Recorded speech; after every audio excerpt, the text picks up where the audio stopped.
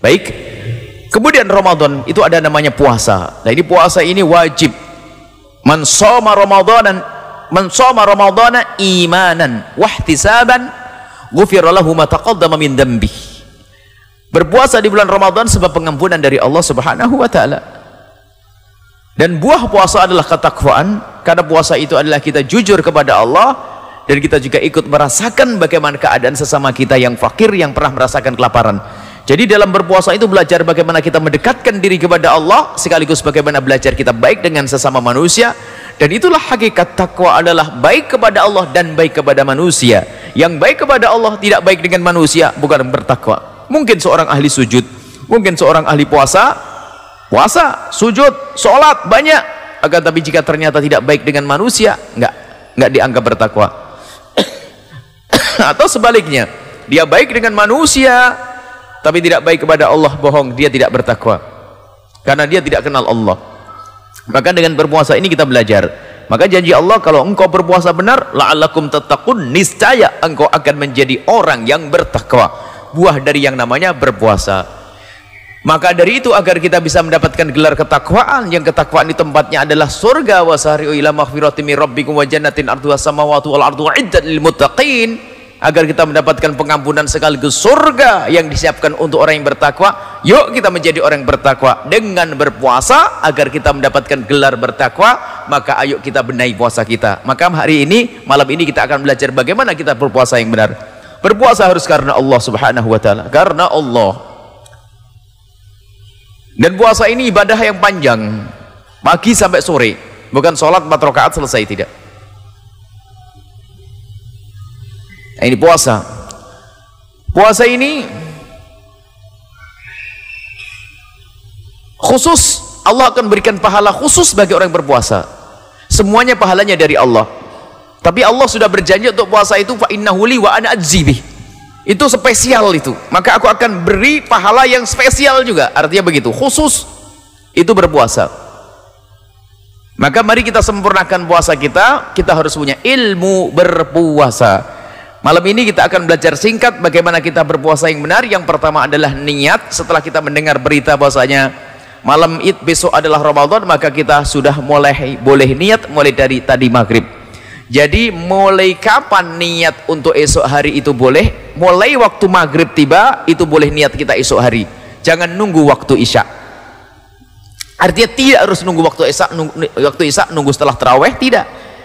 Jadi niat puasa itu mulainya adalah kapan kita mendengar kentong atau suara azan, berarti kita sudah masuk hari berikutnya, sudah boleh kita berpuasa niat untuk esok hari.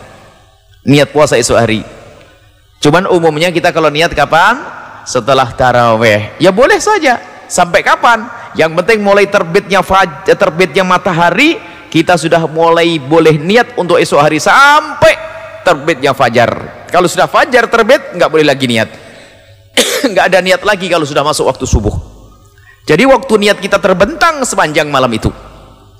Dan kita wajib menginapkan malam, menginapkan niat. Kita tabyid, wajib kita niatnya di malam hari. Kalau kita lupa tidak niat di malam hari, puasa kita tidak sah. Maka harus niat di malam hari. Dan niat itu cukup dengan hati, dan niat itu mudah. Jangan dipersulit urusan niat. Niat itu boleh, nawaitu shauma ghadin an adai fardhi syahri ramadhana oleh hadhihi sanata fardalillahi ta'ala. Itu panjang, gak hafal saya, sudah dah. Nawaitu shauma, aku kalau dah hafal panjang itu, aku niat puasa Ramadan, selesai. Ya Allah, saya mau puasa besok, ya Allah Ramadan, selesai. Faham, Allah ngerti. Yang penting Anda bermaksud mau berpuasa esok hari. Nah ini niat digampangkan. Kadang-kadang nawaitu shauma hotin dipanjang-panjangin tambah ruwet. Kadang-kadang isim ghairu musharrihnya Ramadhana, Ramadhani, ini begitu. Nah, ini Ramadan tetap sah kok. Jadi jangan dipersulit untuk orang. Nah itu shauma. Kalau ada belajar niat yang benar, yang lebih sempurna, bolehlah. Nawaitu shauma ghadin an adai fardhi syahri ramadhani hadhihi sanati. Kok jadi tibu ya? Itu bukan bahasanya orang nahwu, berarti bingung. Ramadhan hadhihi sanati fardalillahi ta'ala. Nah ini, jadi niat yang panjang boleh, sempurna ini. Niat yang panjang sempurna boleh, tapi paling yang penting itu paling pentingnya niat tuh apa? Aku niat puasa Ramadan, selesai. Sebab ada sebagian orang yang susah menghafal, apalagi ini ibadah tahunan. Kalau sholat kan sehari 5 kali, jadi mudah menghafalnya. Tapi kalau puasa kadang-kadang sudah nggak puasa sudah lupa. Jadi sekarang sudah itu mulai hafal niat, nggak hafal kertasnya ketinggalan, bisa nggak puasa nanti. Jadi dimudahkan saja urusan niat. Aku niat puasa esok hari, selesai. Baik.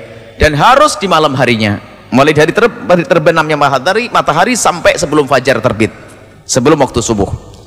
Baik, setiap malam satu menurut mazhab kita Imam Asy-Syafi'i radhiyallahu ta'ala anhu. Cuman nanti untuk kemudahan, mohon nanti kita niat mengikuti mazhabnya Imam Malik. Kalau niat itu diborong saja, karena mazhab Imam Malik karena satu Ramadan dianggap satu paket.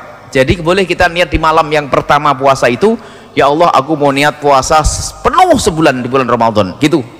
Allah sudah paham dan ngerti. Nanti hari berikutnya kalau Anda masih ingat niat, hendaknya Anda niat. Kalau tiba-tiba Anda lupa, Anda sudah niat ikut mazhab Imam Malik rahimahullah ta'ala. Jadi dirapel niatnya, boleh didobel niatnya. Malamnya niat, malam pertama Ramadan aku niat puasa Ramadan sebulan penuh, ya Allah, selesai. Itu dipermudah saja urusan niat. Dan niat itu di dalam hati sudah sah, tidak usah diucapkan. Misalnya begini, Anda ingat niat, langsung saja dilintaskan dalam keadaan apapun, bahkan mungkin dalam keadaan Anda di dalam sholat. Kalau sholat, niat sholat batal, tapi kalau di dalam sholat terlintas di hati Anda ingin puasa, itu sudah sah niat Anda. Misalnya, saking begitu pentingnya niat, jangan sampai ketinggalan.